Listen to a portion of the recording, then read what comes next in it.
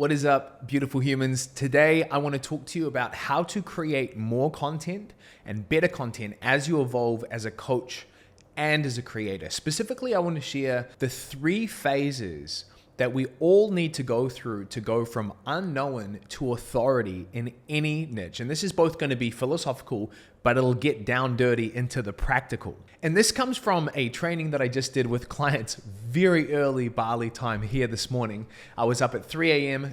Because I didn't manage my time quite well yesterday prepping for it. And so I was up at 3 a.m. getting this finished, and there was a whole training on what I called content scaling.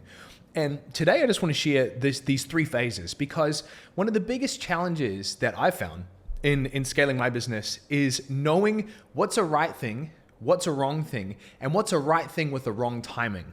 Does that make sense? Sometimes there are things that are just flat out wrong, you shouldn't do them, and some things are completely right, but it's the wrong time. And knowing that there are stages to this content game, whether you're at 10K a month, whether you're at 100K a month, there are certain things that, based on my experience working with hundreds of clients, you should be doing in certain stages, and some things that you shouldn't be doing.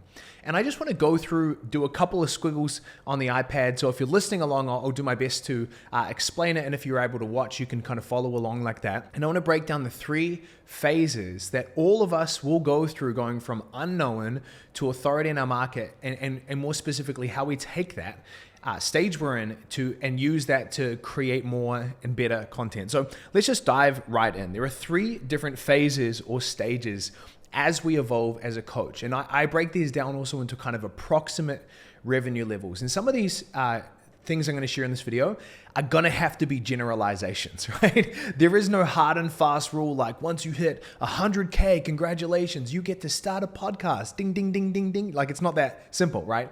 But in my experience working with, I think like 750, 800 clients to this point, there are just things that I've seen that have become rules of thumb in terms of what I would recommend people to do based on their stage of business when it comes to creating content. So stage number 1 is volume.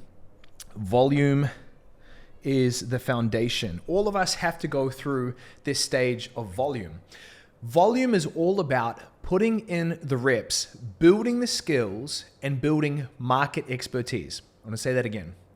Volume, this first stage that all of us have to go through, is about putting in the reps. It's about posting lots of content so that we can develop the skills and develop deep market expertise. So oftentimes what happens is when we get started, we see people way further ahead than us doing all this stuff, right? When I first got started in 2018, I left my crazy different world in youth ministry as a youth pastor, and I stepped into the online business space. And at that point, Gary Vee was popping off. The dude had a vlog. He was doing everything. He was everywhere. And so what do you know? First week of business, I'm sitting down and I'm trying to design a website.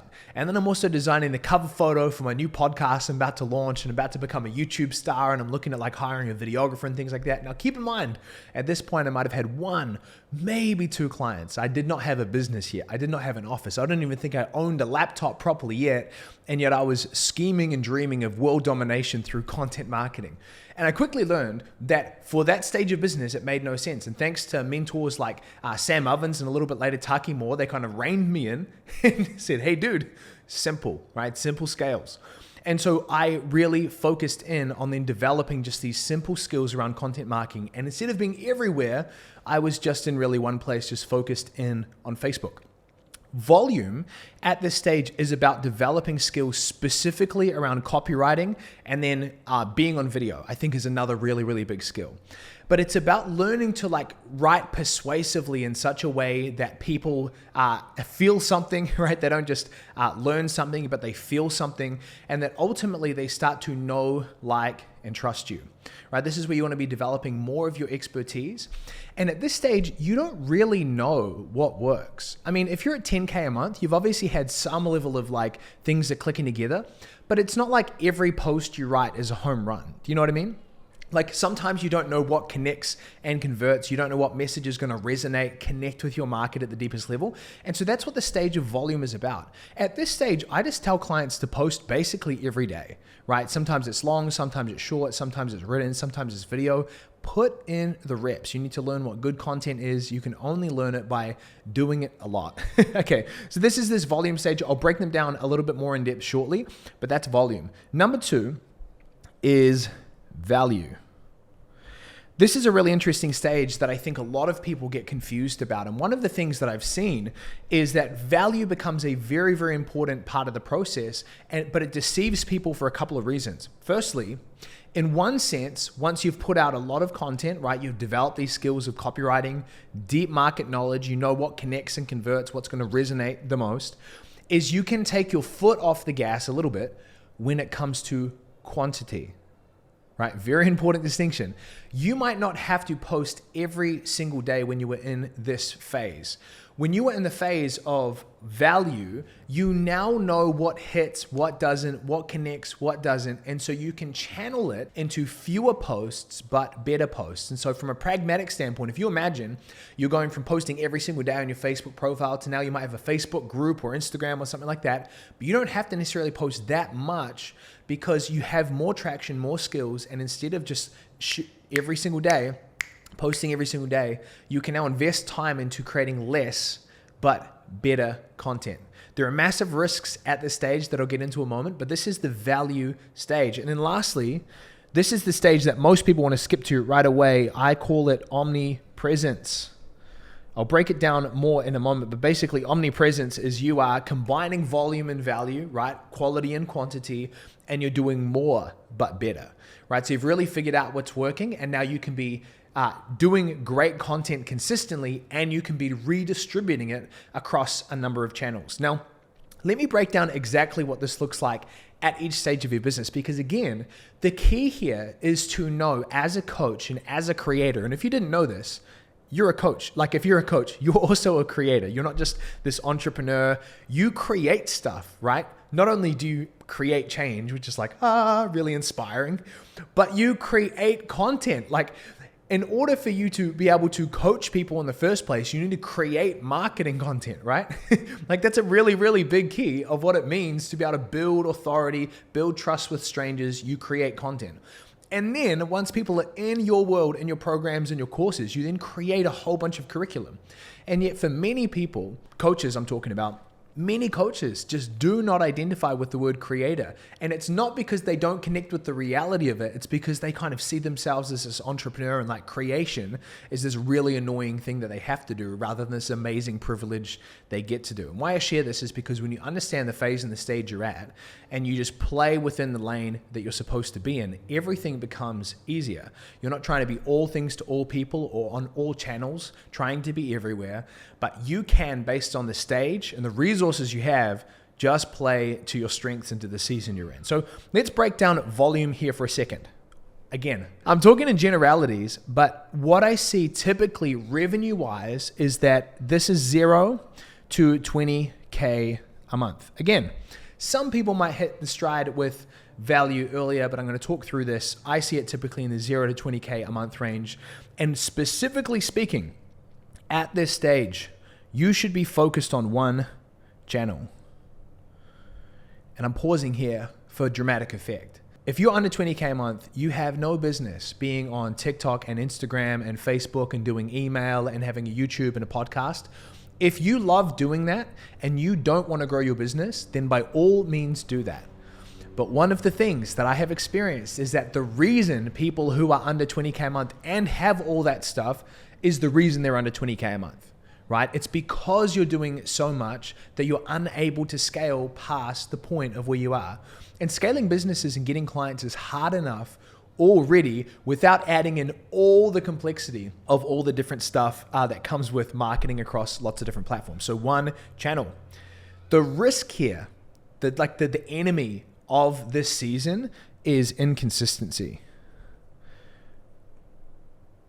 And this is a big thing. When you are in this season of business, you risk missing out on the opportunity to get to the next level simply because you are intense one week and then you put your foot off the gas the next week.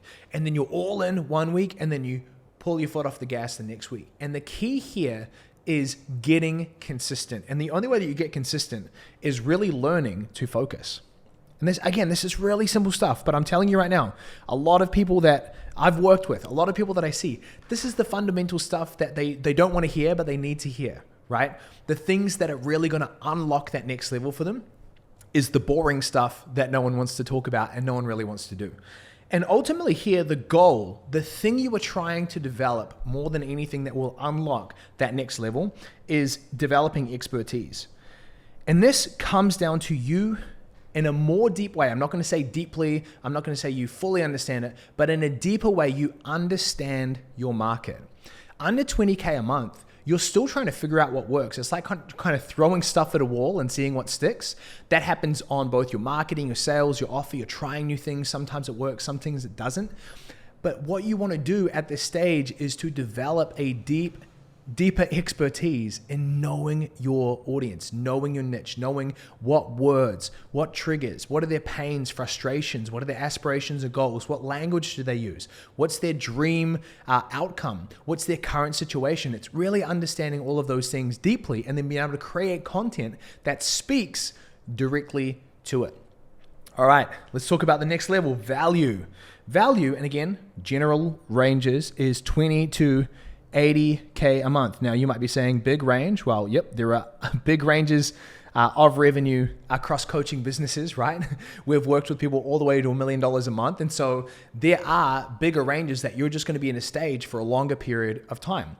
What happens in value is that you start to diversify a little bit, but you do it in a very smart way. No, at 20K a month, you do not need to launch a podcast. You don't need to be prolific on Reels. You don't need to be dancing on TikTok.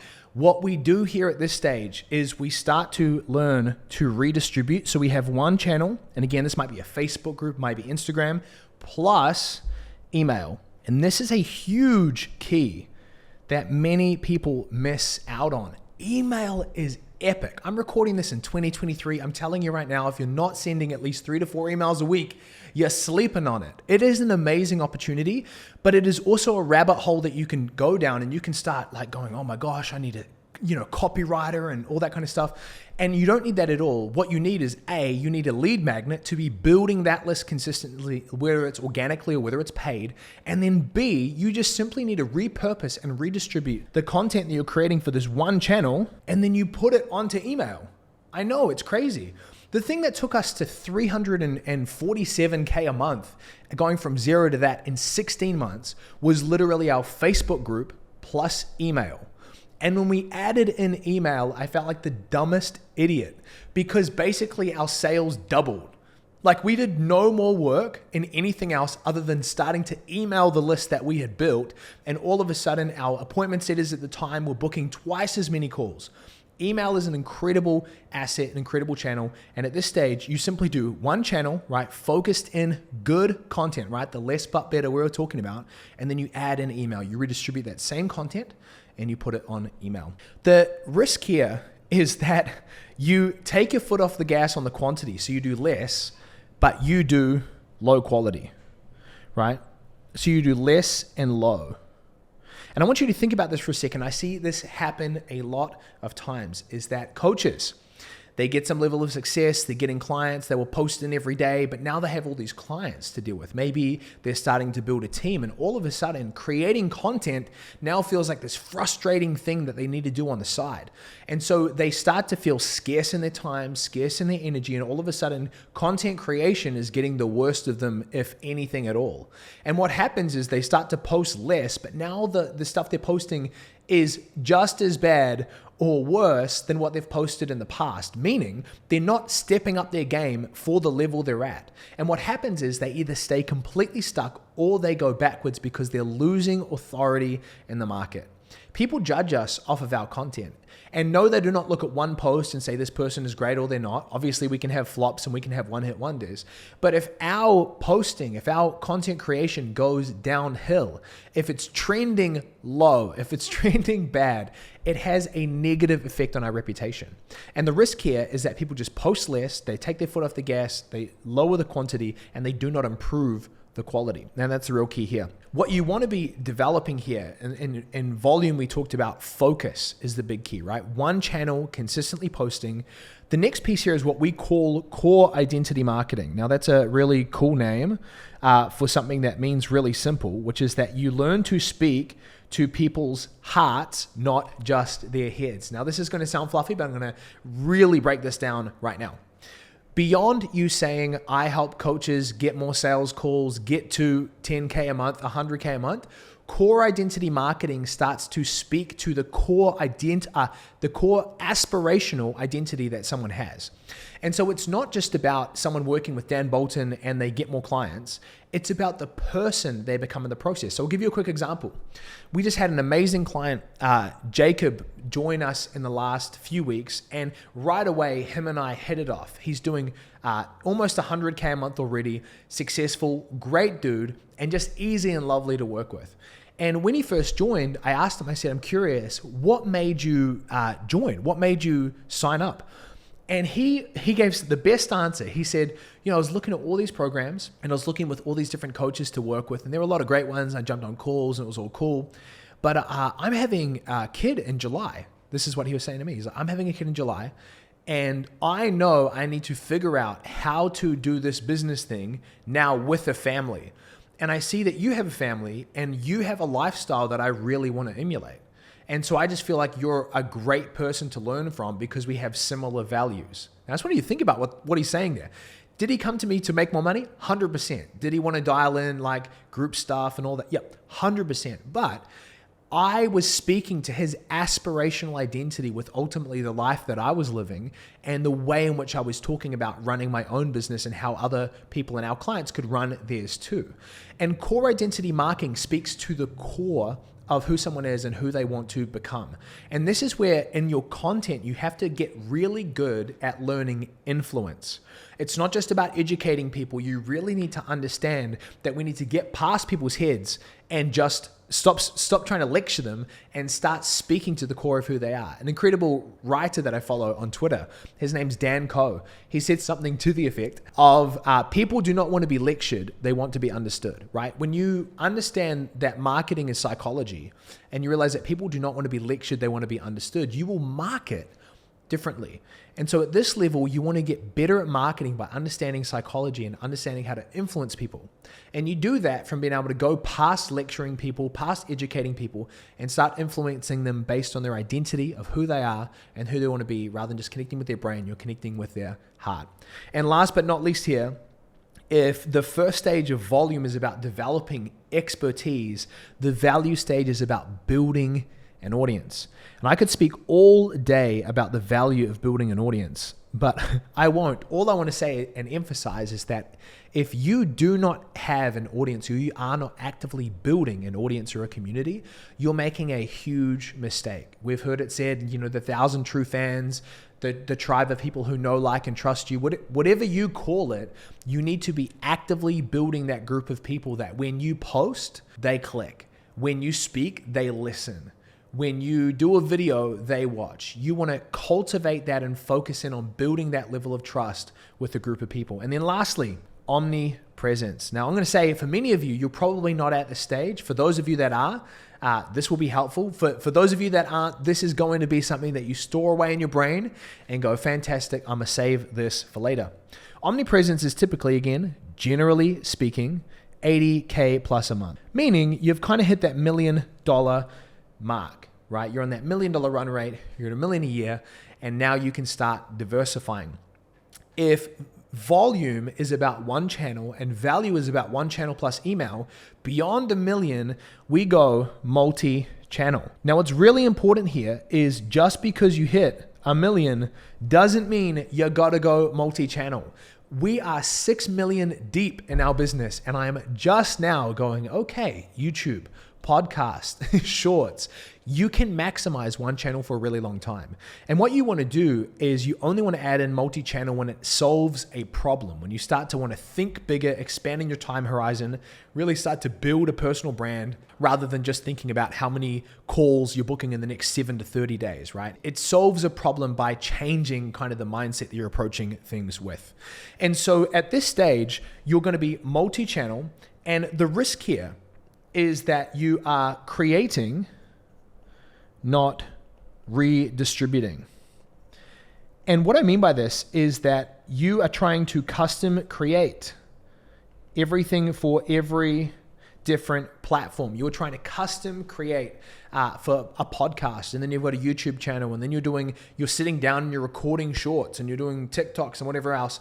And that's a big mistake because it leads to burnout. At this stage, you want to build a system and build a team that can redistribute your content for you. And so we call this, like the solution to this is what we call the hub and spoke model. Hub and spoke model, and I'll break that down more in just a second. And lastly, if volume is about developing expertise, value is about building an audience, ultimately omnipresence is about establishing authority. So I want you to think about this for a second and really ask yourself the question, where am I in this phase? Volume, value, omnipresence. The first thing to understand is there is no bad stage. Every stage has pros and cons. What's important is that you're true to the season that you're in. The biggest mistake I see is that people come in and they try to play bigger than they really should, right? You're at 20K a month, but you're trying to be everywhere, right? You're at 50K a month and you're building a freaking content team, and now you're wondering why 6 months later you're at 40K a month, right? And it's because you're trying to run before you can walk. So the important thing is to acknowledge where you are, to figure out the pros, the cons, the risks, the strengths of this season, and to double down on this. All the way through, you've got to keep getting better at content. All the way through, you've got to keep establishing more of an expertise in your market, understanding them deeper, developing skills of copywriting and psychology and influence. That never changes. The game of getting better never ends. But hopefully this is a helpful framework for you. Now, I mentioned the hub and spoke model. This is very simple. This is what I'm doing. You might be in it and experiencing it right now. So one of the things that I see when it comes to content creators or coaches that are content creators is they burn out really fast and they start to despise content creation because they're trying to create too much too soon. And so when you're trying to be omnipresent, when that time is right for you, the secret, which might be surprising to you, is you still want to create for one channel. Now, we call this typically our community funnel, right? It might be a Facebook group, might be a school group, courtesy of Sam Ovens. It might be an Instagram page, it might be a Twitter page. But the point is that you are focusing in on 80% of your efforts towards this channel. And then what you do is you build the team and the systems to redistribute that across different channels. So for example, right now I'm creating everything with my community funnel in mind. So I'm shooting this video and I know exactly where it's going to be posted. I know who I'm speaking to right now, but I also know this video is going to go on YouTube. The audio is going to be taken for a podcast. An editor is going to go through this video and break it down into different shorter videos. And somewhere along the way, someone might even turn my words I'm speaking into an article. And so this is literally how it works, is you take these things and you can break them down into different pieces of content that go in different places. And then all of a sudden you have omni-channel without you having to burn yourself out as a creator. So I know this is probably, whether or not you're expecting this, I'm not sure, but this is not the type of video I would normally make. But I want to say that this has been an incredibly helpful framework for myself and my clients. And I really want to encourage you to figure out, for this stage of business that you're at, where are you? How should you be thinking about content? Oftentimes when you look at the stage you're at, it actually feels liberating because you feel like you don't have to do it all. You just have to be true to where you're at and continue to improve and build upon where you're at. So 6 months from now, you're in a different and better and a further along place. So hoping this is helpful. Loving your heaps, and I will catch you again soon.